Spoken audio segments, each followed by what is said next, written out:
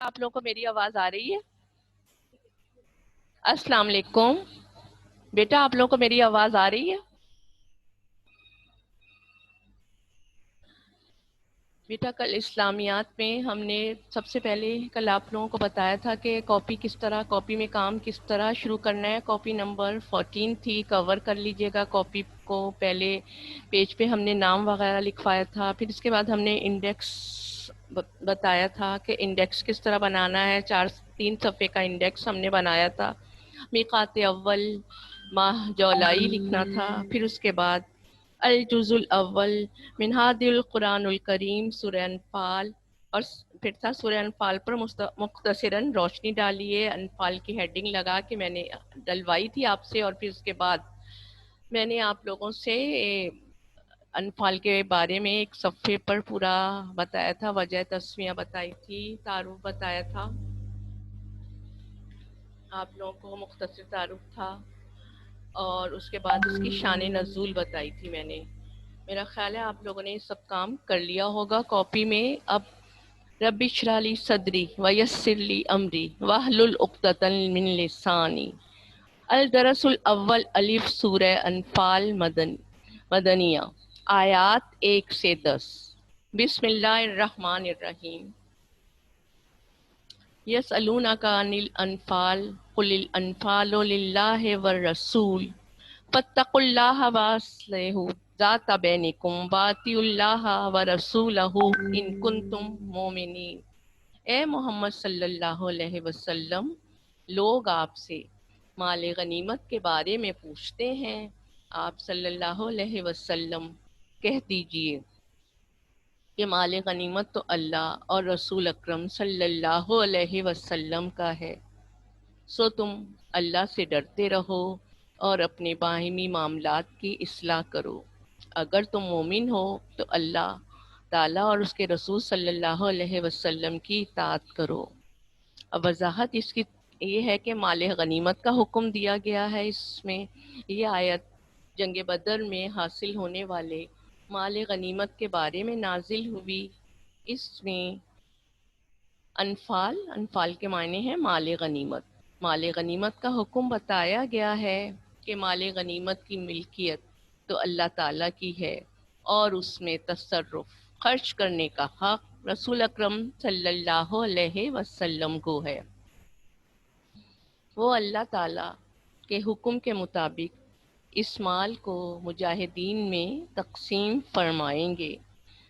پس اے مومنو، تم لوگ آپس میں اختلاف اور پھوٹ پیدا کرنے سے اجتناب کرو، اور مال غنیمت کے بارے میں آپس میں جھگڑا نہ کرو، کیونکہ اس سے پہلے جب میں نے شان نزول میں بتایا تھا کہ مومنوں کی جماعتیں تھیں، جس میں کہ ایک جماعت رسول اکرم صلی اللہ علیہ وسلم کی حفاظت کر رہی تھی، ایک نے مال غنیمت جمع کیا تھا، اور ایک جماعت نے بھاگتوں کے جو بھاگ رہے تھے ان کے پیچھے گئے تھے اور ان کو قتل کر رہے تھے۔ تو رات ہوئی تو سب نے کہا کہ مال غنیمت پر ہمارا حصہ ہے، ہمارا حق ہے۔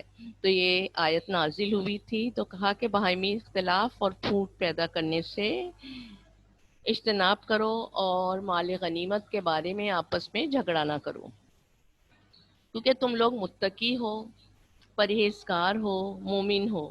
اس لیے ایمان کا تقاضا یہ ہے کہ تم اللہ اور اس کے رسول کے احکام پر پوری طرح عمل کرو، ان کی نافرمانی سے بچو، اور آپس میں محبت و اخوت اور صلح و سلامتی قائم رکھو۔ اس میں اللہ اور رسول اللہ صلی اللہ علیہ وسلم کی رضا ہے۔ پھر آپ صلی اللہ علیہ وسلم نے یہ آیت تلاوت فرمائی، دیکھیے اپنی کتاب میں بیٹا، الدرس الاول الف، آیات 1 سے 10 میں یہ ہے فاتقوا اللہ واصلحوا ذات بینکم۔ سو تم اللہ سے ڈرتے رہو اور آپس میں صلح رکھو۔ جی بیٹا، میں کام آپ لوگ کو سمجھا رہی ہوں، یہ ابھی آپ کو کاپی میں نہیں کرنا، جو کام آپ کو کاپی میں کرنا ہوگا وہ میں بتا دوں گی آپ کو۔ میرے لیکچر کو بہت توجہ سے سنیے گا۔ آیات نمبر 2، 3 اور 4۔ انما المؤمنون الذین اذا ذکر اللہ وجلت قلوبهم واذا تلیت علیہم آیتہ زادتہم ایمانا وعلی ربہم یتوکلون الذین یقیمون الصلاة ومما رزقناہم ینفقون اولئک هم المؤمنون حقا لہم درجات عند ربہم ومغفرۃ ورزق کریم۔ ترجمہ ہے بیٹا ان آیات کا، بے شک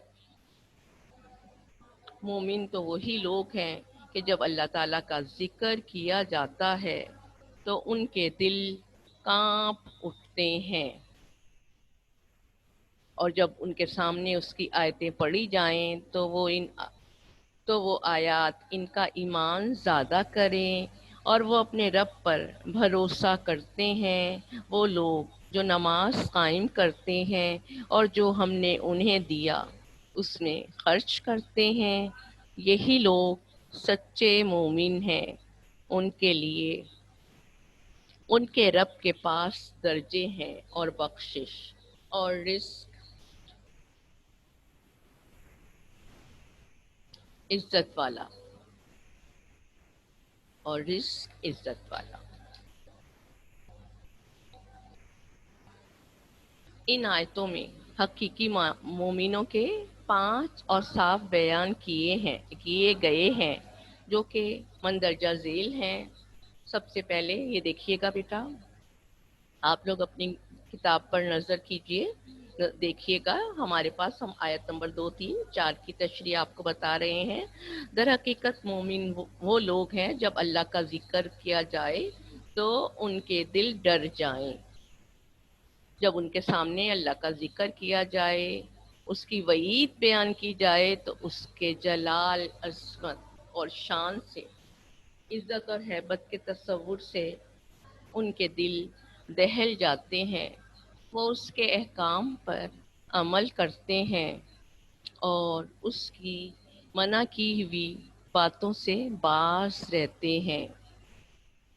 حضرت ام وردہ کہتی ہیں کہ خوف خدا سے دل دھڑکنے لگتے ہیں اور بدن میں ایک سوزش سی ہو جاتی ہے، اس وجہ سے رونگٹے کھڑے ہو جاتے ہیں۔ جب یہ کیفیت طاری ہو جائے تو بندے کو چاہیے کہ اس وقت وہ اللہ تعالیٰ سے اپنے مقصد کی دعا کرے۔ اس وقت جو بھی دعا قبول مانگی جاتی ہے وہ قبول ہو جاتی ہے۔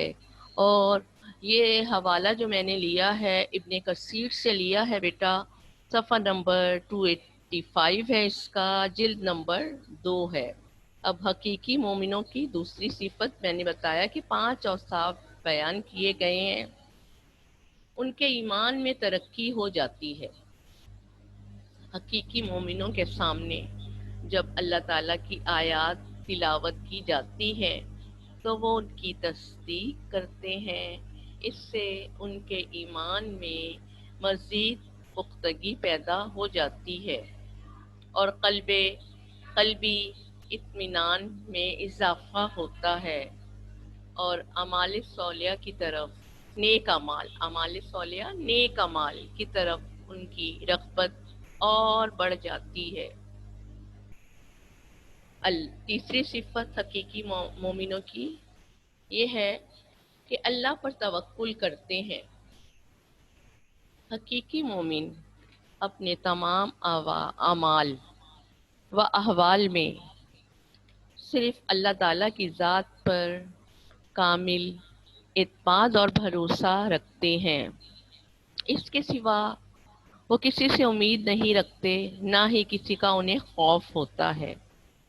جو کچھ مانگنا ہوتا ہے اسی سے مانگتے ہیں، ہر معاملے میں اسی کی طرف جھکتے ہیں، کیونکہ ان کو یقین ہوتا ہے کہ وہی قادر مطلق ہے، وہ جو چاہے گا وہی ہوگا، اس کے حکم کے بعد کسی کا حکم نہیں، وہی سریع الحساب ہے، حساب کتاب لینے والا ہے۔ قیامت کے دن جب ہمارا نامہ اعمال پیش کیا جائے گا تو اللہ تعالیٰ ہی ہمیں اس کا اجر دے گا، یا ہم گناہ گار ہوں گے تو ہمیں سزا دے گا۔ تو ایک حدیث میں ہے کہ آپ صلی اللہ علیہ وسلم نے ارشاد فرمایا کہ توکل یہ نہیں کہ اپنی ضروریات کے مادی اسباب و تدابیر کو ترک کر کے بیٹھ جائے۔ توکل تو یہ ہے کہ اپنے مادی اسباب کو اصل کامیابی کے لیے کافی نہ سمجھے، بلکہ اپنی ہمت کے مطابق مساوی اسباب اور تدابیر کرنے کے بعد اللہ تعالیٰ اپنا معاملہ اللہ تعالیٰ کے سپرد کر دے، اور یہ سمجھے کہ یہ اسباب بھی اسی نے پیدا کیے ہیں، اور ان اسباب کا ثمر بھی وہی پیدا کرتا ہے، بس وہی ہوگا جو وہ چاہے گا۔ اب ہم نے کیا پڑھ لیا کہ ہم نے تین تو بتا دیے میں نے آپ کو: خوف خدا، ایمان میں ترقی، اللہ پر توکل۔ چوتھی صفت یہ ہے اقام الصلاۃ، یعنی مومنوں کی چوتھی صفت یہ ہے کہ وہ صلاۃ نماز قائم کرتے ہیں۔ نماز، اس سے مراد یہ ہے کہ نماز کو پورے آداب و شرائط اور اس کے حقوق کے ساتھ بجا لاتے ہیں، جس طرح رسول اکرم صلی اللہ علیہ وسلم نے اپنے قول و عمل سے نماز کے آداب و شرائط بتائے ہیں، وہ ان کو اسی طرح سے بجا لاتے ہیں، ان کو اسی طرح سے پورا کرتے ہیں۔ پانچویں صفت اب کیا ہے ہمارے پاس؟ اللہ کی راہ میں خرچ کرتے ہیں۔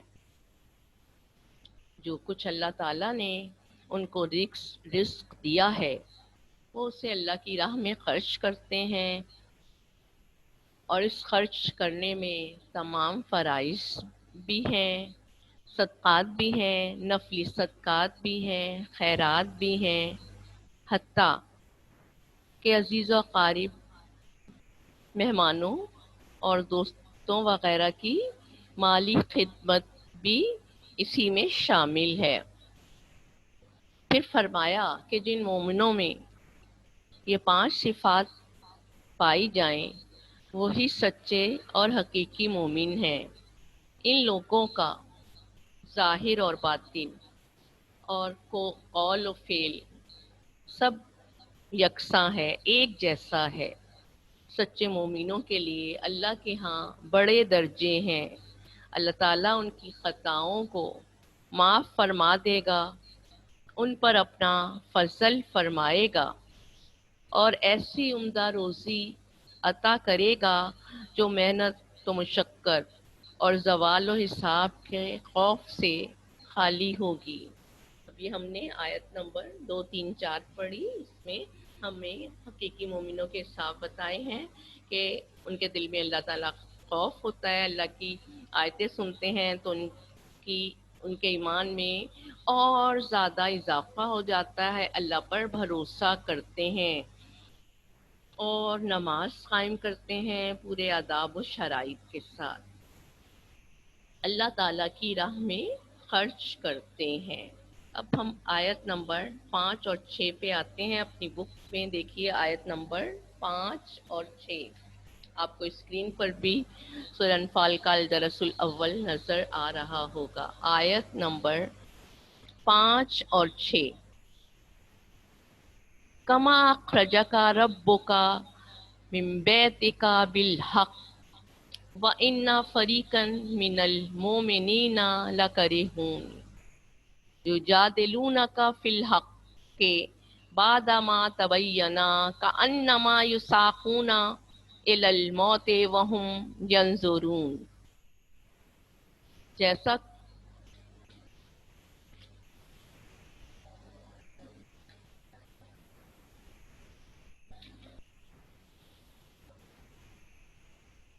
جیسا کہ آپ صلی اللہ علیہ وسلم کو اور آپ صلی اللہ علیہ وسلم کے رب نے آپ صلی اللہ علیہ وسلم کے گھر سے حق و درست تدبیر کے ساتھ نکالا، اور بے شک اہل ایمان کی ایک جماعت ناخوش تھی، وہ آپس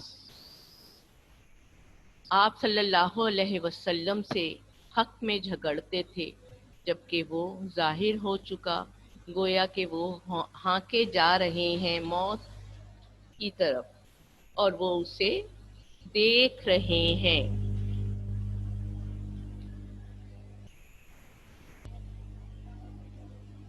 ان آیات میں واقعہ بدر کی طرف اشارہ ہے کہ اللہ تعالیٰ نے حضرت صلی اللہ علیہ وسلم کو مخاطب کر کے فرمایا کہ مومنوں کو مال غنیمت کی تقسیم بھی ایسی ہی ناگوار ہے جیسے کہ اس جنگ کے لیے اللہ تعالیٰ کے حکم سے آپ صلی اللہ علیہ وسلم کا گھر سے نکلنا ناگوار تھا۔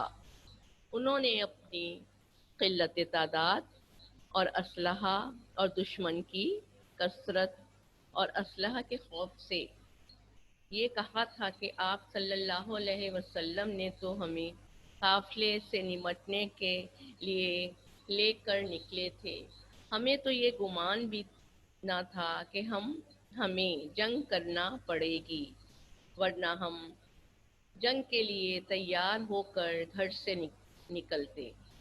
جس طرح وہاں ان کی خوشی کا لحاظ نہیں کیا گیا اور ان کو ارادہ اور تیاری کے بغیر دشمن سے بھڑا دیا تھا، کیونکہ اس میں اللہ کی مصلحت تھی، اور اللہ تعالیٰ کی مصلحت اور حکمت اللہ ہی بہتر جانتا ہے، لہٰذا اللہ تعالیٰ نے انہیں دشمنوں سے جب بھڑا دیا تو ان کو دشمنوں پر فتح یاب بھی کر دیا۔ اس طرح یہاں بھی لحاظ نہیں، اس لیے کہ ان کی عقلیں اللہ تعالیٰ کی مصلحتوں، حکمتوں اور عمدہ نتائج کو نہیں پہنچ سکتی۔ جب قتل و غارت ہوئی جنگ میں تو مشرکین مکہ کی کمر ٹوٹ گئی، انہوں نے مسلمانوں کو معرکہ بدر میں فتح و نصرت اور مسلمانوں کی قوت و تعداد کے سبب نہیں بلکہ اللہ تعالیٰ کی غیبی مدد سے ان کو فتح حاصل ہوئی۔ پھر مال ان کو غنیمت کے طور پر جو ملا وہ بھی اللہ ہی کا ہے، اس لیے اللہ کے پیغمبر اس مال کو اس کے حکم کے مطابق مسلمانوں میں تقسیم کریں گے۔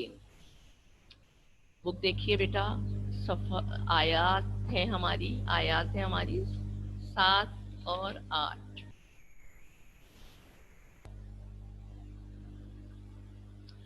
وَإِذْ يَعِدُكُمُ اللَّهُ إِحْدَى الطَّائِفَتَيْنِ أَنَّهَا لَكُمْ وَتَوَدُّونَ أَنَّ غَيْرَ ذَاتِ الشَّوْكَةِ تَكُونُ لَكُمْ وَيُرِيدُ اللَّهُ أَن يُحِقَّ الْحَقَّ بِكَلِمَتِهِ وَيَقْطَعَ دَابِرَ الْكَافِرِينَ لِيُحِقَّ الْحَقَّ وَيُبْطِلَ الْبَاطِلَ وَلَوْ كَرِهَ الْمُجْرِمُونَ۔ اور یاد کرو اللہ تمہیں وعدہ دیتا تھا کہ ابو جہل اور ابو سفیان کے 2 گروہوں میں سے ایک تمہارے لیے ہے، اور تم چاہتے تھے کہ جس میں کانٹا نہ لگے تمہارے لیے ہو، اور اللہ چاہتا تھا کہ ثابت کر دے حق کو اپنے کلمات سے اور کافروں کی جڑ کاٹ دے، تاکہ حق کو حق ثابت کر دے اور باطل کو باطل، خواہ مجرم نہ پسند کریں۔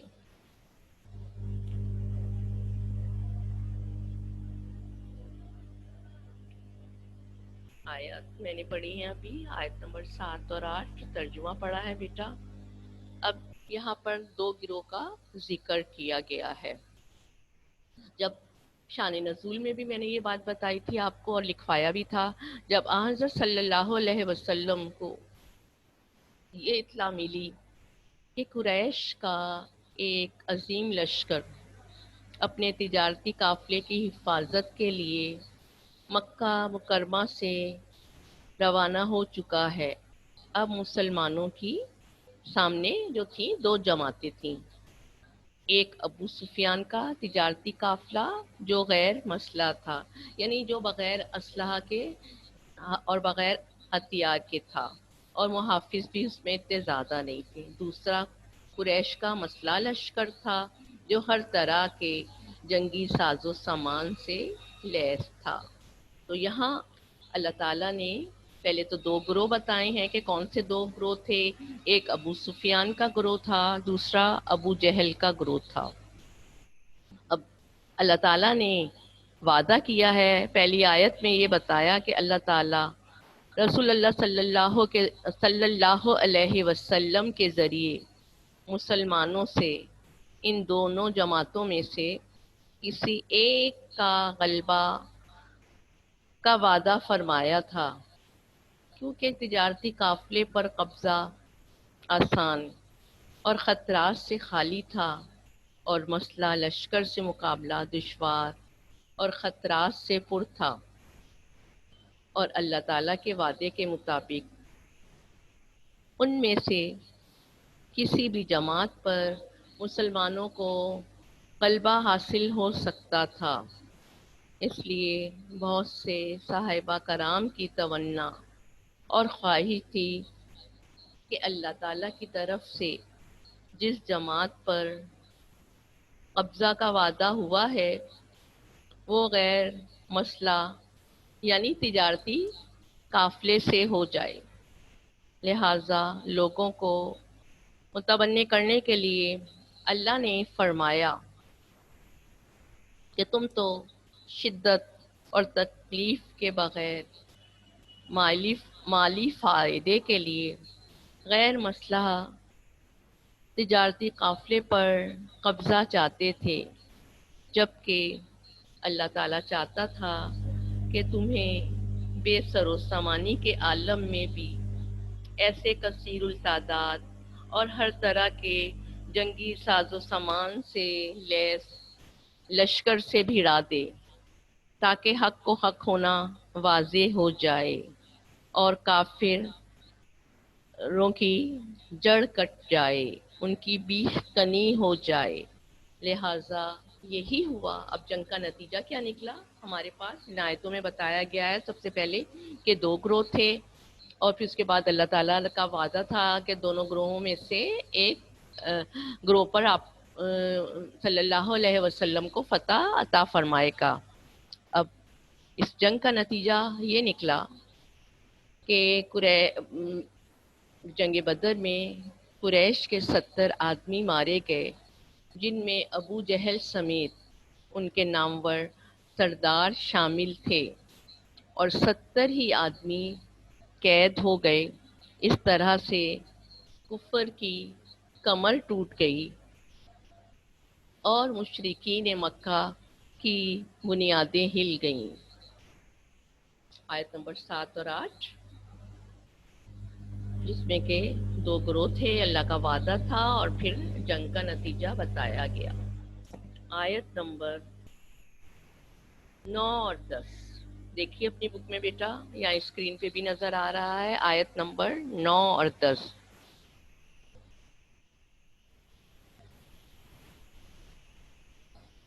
इस तस्तगीसूना रब्बकुम फस्तजाबा लकुम अन्नी मुमिद्दुकुम बे अल्फिन मिनल मलाइकते मुर्दिफीन वमा जअलहु अल्लाहु इल्ला बुशरा वलितत्मइन्ना बिही कुलूबुकुम वमन नस्रु इल्ला मिन इंदिल्लाह इन्नल्लाहा अजीजुन हकीम।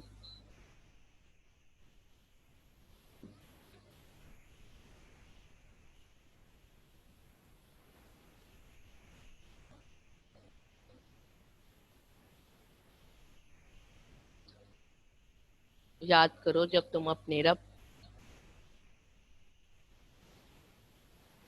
سے فریاد کرتے تھے، جب تم کہ تو اس نے تمہاری دعا قبول کر لی کہ میں تمہاری مدد کروں گا 1,000 لگاتار آنے والے فرشتوں سے۔ اور اللہ نے اس کو نہیں بنایا مگر خوشخبری، اور تاکہ اس سے مطمئن ہو تمہارے دل، اور مدد نہیں ہے مگر صرف اللہ کے پاس سے، بے شک اللہ غالب حکمت والا ہے، یاد کرو۔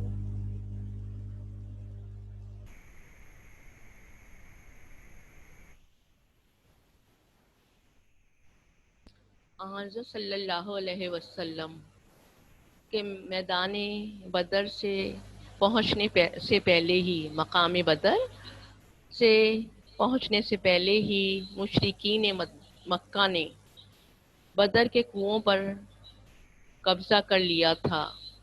ان کی تعداد بھی 1,000 تھی۔ وہ جنگی ساز و سامان سے پوری طرح لیس تھے۔ ان کے مقابلے میں مسلمانوں کی تعداد 313 تھی، جو بھوکے پیاسے اور بے سر و سامان تھے۔ موسم بھی گرمی کا تھا۔ ایسی حالت میں مسلمان اپنے پروردگار عالم سے مدد کے خواہاں اور اس سے فریاد رسی کے امیدوار ہوئے۔ یہاں آپ صلی اللہ علیہ وسلم کو مخاطب کر کے بتایا گیا ہے کہ جب آپ صلی اللہ علیہ وسلم نے اللہ تعالیٰ سے دعا مانگی تو اللہ تعالیٰ نے آپ کی دعا قبول کر لی۔ اب میں 1,000 فرشتوں سے مدد کروں گا جو صف بصف آئیں گے۔ سورہ آل عمران میں امداد کے لیے آنے والے فرشتوں کی تعداد جو تھی وہ 3,000 یا 5,000 ذکر کی گئی ہے۔ اس کی وجہ اللہ تعالیٰ کی طرف سے 3 مختلف وعدے ہیں جو مختلف حالات میں کیے گئے۔ وعدہ نمبر 1 سورہ انفال میں 1,000 فرشتوں کی مدد کا ذکر ہے۔ یہ پہلا وعدہ تھا اور اس کا سبب رسول اکرم صلی اللہ علیہ وسلم کی دعا اور عام مسلمانوں کی فریاد تھی۔ وعدہ نمبر 2 پھر جب مسلمانوں کو خبر ملی کہ مشرکین کی مدد کے لیے زبن جابر مخار بھی امداد لے کر، کمک لے کر، مزید فوج لے کر آ رہا ہے تو ان میں اضطراب پیدا ہو گیا۔ اس پر سورہ آل عمران کی آیت نمبر 124 آیت نمبر 124 نازل ہوئی، جس میں آسمان سے 3,000 فرشتوں کی امداد نازل کرنے کا وعدہ ہے۔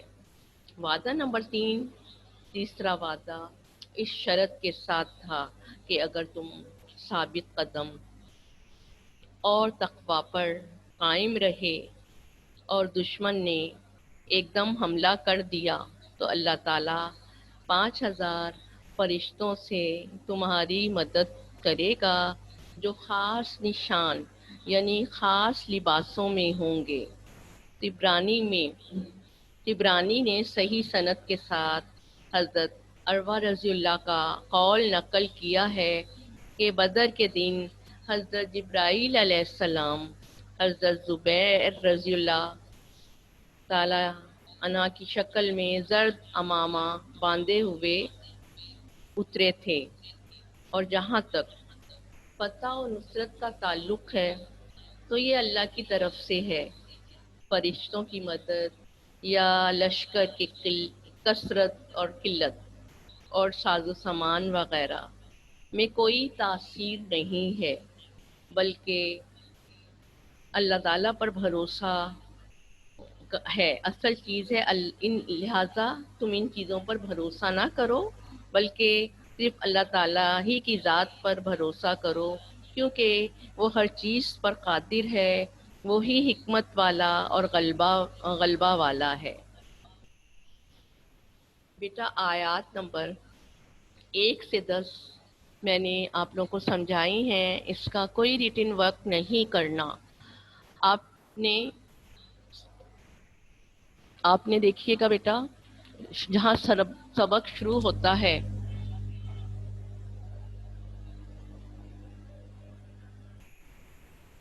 یہ دیکھیے بیٹا، دھیان کیجئے گا، انڈر لائن پینسل سے کر لیجئے، کاپی میں اب جو کام کریں گے آج کی ڈیٹ ڈالیے گا، الدرس الاول الف لکھیے گا، سورہ انفال آیات 1 سے 10، ٹھیک ہے؟ یہ لکھنا ہے آپ نے، الدرس